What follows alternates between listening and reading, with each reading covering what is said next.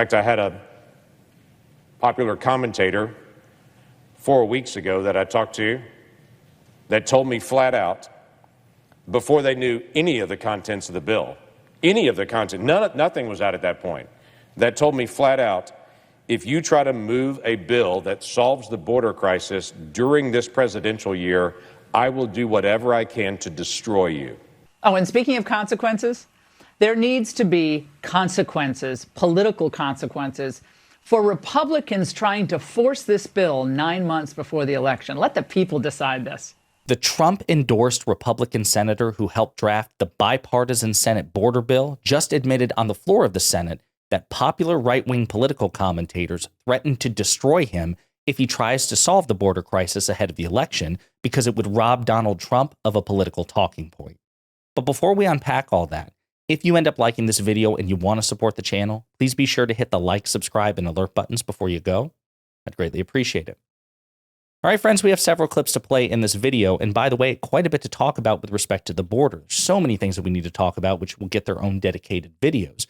But here's the situation. There was a bipartisan committee in the Senate working for months, painfully, on actually a very relatively conservative border bill. It was giving quite a bit to the Republican Party. The House of Representatives had no interest in passing it because they knew it would need to be a wedge issue for Donald Trump ahead of the election. They wanted to campaign on the problem, not solve it. Well, that attitude started to infect the Senate as well as Donald Trump from Mar-a-Lago began a pressure campaign against Republican senators. And now, according to reports, this Senate bipartisan border bill is effectively dead. But one of the architects of the bill, James Lankford from Oklahoma, a Trump-endorsed super conservative Republican, is actually on the floor of the Senate trying to defend this bill and his hard work, his bipartisan work in good faith. Again, for a pretty conservative bill, right? And before I play the clip of his startling admission about what right-wing political commentators threatened to do to him, I do want to play this clip too, because he tries to appeal, I think in vain, to his fellow Republicans' sense of civic duty and their purpose with respect to elected office. So we need a change in the law. I understand we have differences, but we've got to sit down together, figure out how we're going to solve problems, because the American people sent us here to do that. This is the pen that I was handed at that desk when I was sworn in to the United States Senate.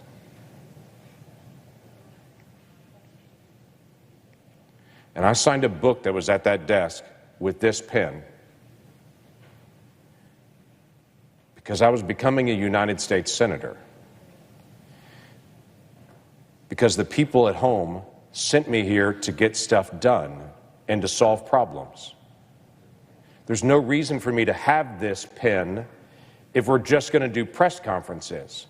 I can do press conferences from anywhere, but we can only make law from this room.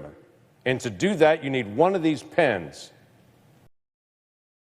And he goes on for some time. It's a pretty impassioned speech about basically his sense of civic duty, okay?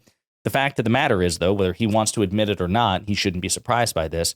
Elected Republicans do not share whatever sense of civic duty he claims to have. They simply don't. It's not a governing party, and recent history has shown that. It's simply a fact. It's an incontrovertible fact. Elected Republicans are objectively, by far, inferior at governing than elected Democrats. Before I play that clip, I just want to remind you of how damn conservative this bill was, okay? Because it was both a border package as well as enormous funds for both Ukraine and Israel's war efforts. Okay, so you're talking about $118 billion, $60 billion to support Ukraine, $14 billion in security assistance for Israel, $2.4 billion to support operations to address conflicts in the Red Sea. $10 billion is pretty progressive, relatively speaking, humanitarian assistance to provide food, water, shelter, medical care, and other essential services to civilians in Gaza and the West Bank, Ukraine, and other populations caught in conflict zones across the globe. $4.8 billion to support key regional partners in the Indo-Pacific and to deter aggression by the Chinese government, very likely Taiwan. $2.3 billion to support for Ukrainians displaced, by Russia's invasion. And then, of course, the bipartisan border policy changes negotiated by Democrat Chris Murphy, Independent Kyrsten Sinema, and James Lankford. Okay, much of this is very conservative. And then you get into the particulars of the bill itself, with respect to the border. I mean, it's pretty stringent, pretty strict. There are some relatively liberal progressive provisions like allowing minors who come across the border to have legal representation, which I would argue is the bare minimum.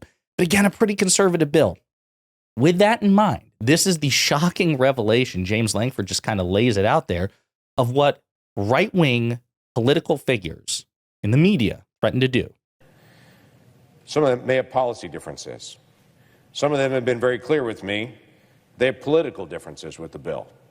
They say it's the wrong time to solve the problem, or let the presidential election solve this problem.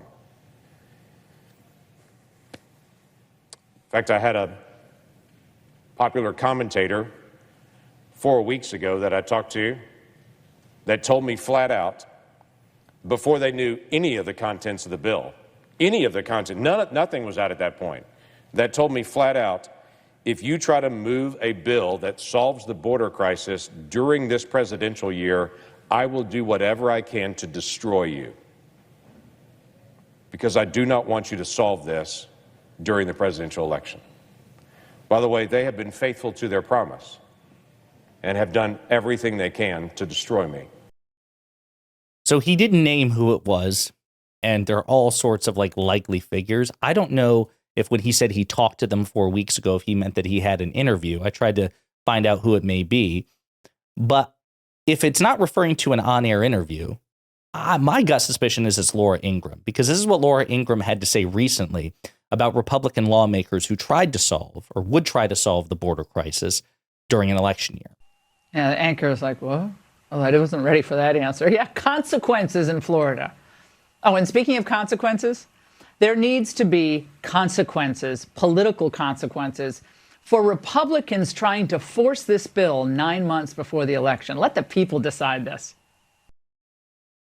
I'm just imagining what Republican, Fox News, and right-wing media response would be if an MSNBC host tried to externally pressure Democrats to not pass a bipartisan bill because it would be politically inexpedient ahead of an election. And by the way, Republicans and right-wingers have been using this excuse, oh, it's an election year, now multiple times. Initially, back in 2016, that was the excuse that Republican senators offered for why they wouldn't allow President Obama to fill the late Justice Scalia's Supreme Court vacancy. It's an election year. We got to let the people decide.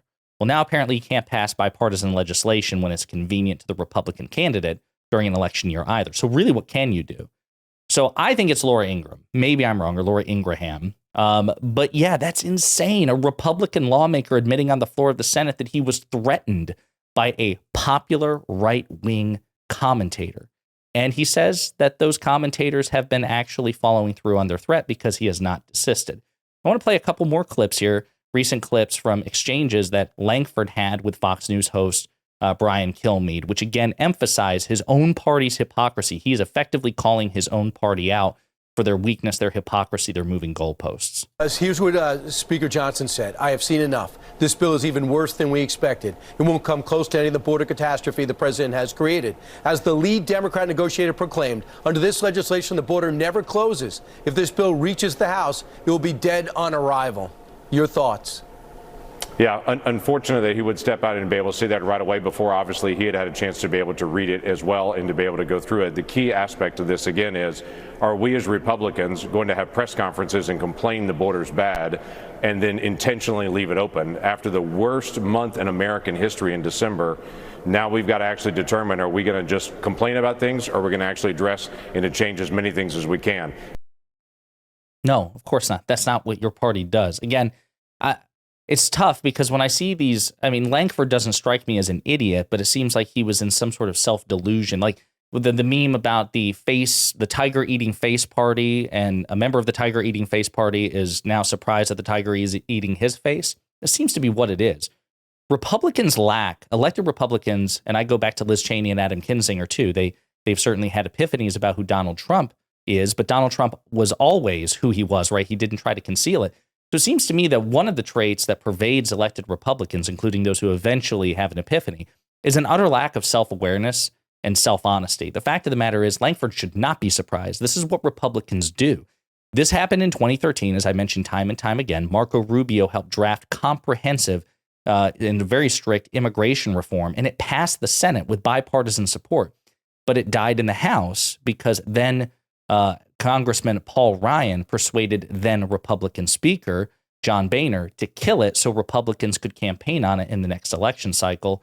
And lo and behold, that's exactly what Donald Trump did. Republicans, elected Republicans, are just objectively more cynical, objectively more Machiavellian, and objectively less principled than elected Democrats. So this needs to be called out ruthlessly.